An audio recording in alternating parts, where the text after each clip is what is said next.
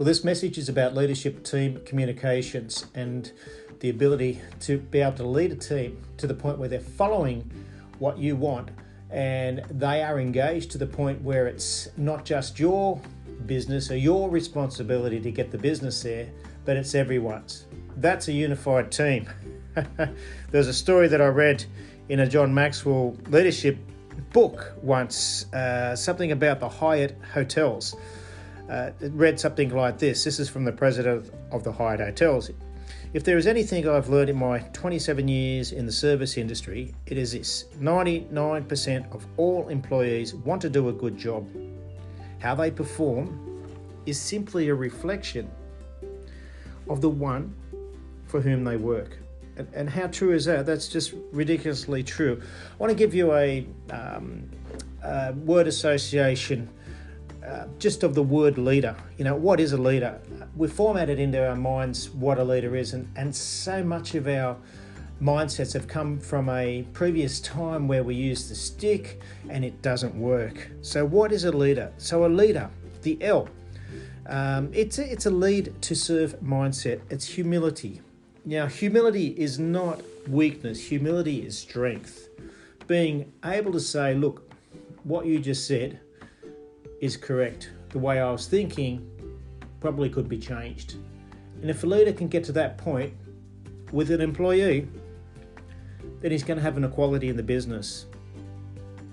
Equality means that we look at each other and we think, yeah, that person's more important, and their position is not something that I could do. So hopefully when they look at you, they're going to look at how important you are and the position that you're in as well. And that we have an equality as people, but we have a hierarchical difference. So honesty, integrity, humility, that's the L of leadership. The E is about empowering in the internal drives of your people. If as a leader you would think, I need to motivate my people, then you probably need to go back to the drawing board a little bit, because if you need to motivate your people all the time, or your leaders need to motivate your people all the time, it's going to be a continual job for them to motivate. What if they could actually help them bring out the internal motivation within the person? What if they could do that? Now, there's ways to do that. It takes a little bit of practice, but is it worth it? When everyone's internally motivated, they're more autonomous. They take on responsibility for themselves, and that's a good thing. Now, the A of leaders is actuate action. Your influence is the biggest action. As the president of the Hyatt Hotel said, you know, all employees want to do a good job. However, they perform due to the one for whom they work. So our influence, your influence as a leader, is going to actuate action. So when someone is wanting to do what they're doing, and they're wanting to do it because it's their decision, they will actuate the skills that they need, they'll have the behaviour that they'll need, because they'll want to move it into action.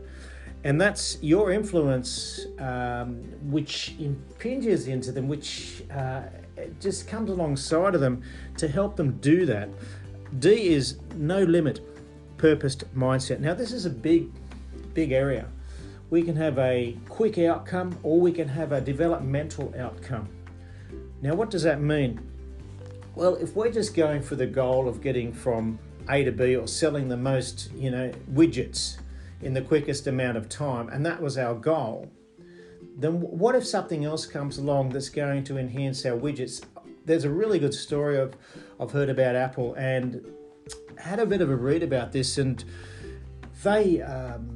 they'd built a machine pretty much, and came along a long way in their development. Now, their purpose was to create a user-friendly, interactive, creative computer like no one else had done, that was fast and, enjoyable to use. And when they developed, they came across this other bit of technology, and, the team didn't really want to change, but the owner did. He wanted to change that because that was in line with their purpose, why they were doing what they were doing.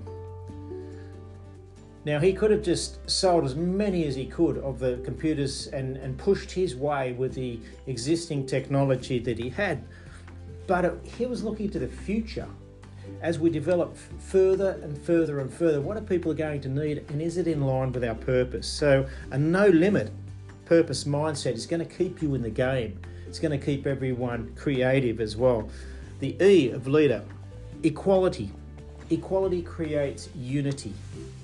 As we said before, a leader is a hierarchical position and an influencer. If a leader can have people follow the vision, then you'll see the move of the business faster than any rate of increase of pays or things like that. People will not stay around just for money. So the equality in the business means that you're important. Employee, you're important. You're as important as I am. And in that importance, the equality creates a movement. The equality creates a joy, so that when they go home tonight, they'll be thinking, I'm very valued there, I'm important, I need to get back because I'm part of this and we're growing it together. It's not just affecting business, but it's affecting me. And then comes the R of leadership, and that's relationship. Without relationship, it's not going to grow like it could.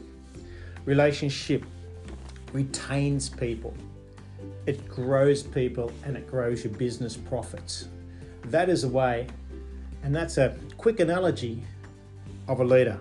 I hope that helps. Reach out for more information or information sheet if you want to, but the main emphasis here is that as leaders, we're here to serve others, we're here to support others, we're here to help others, and we're going to grow together.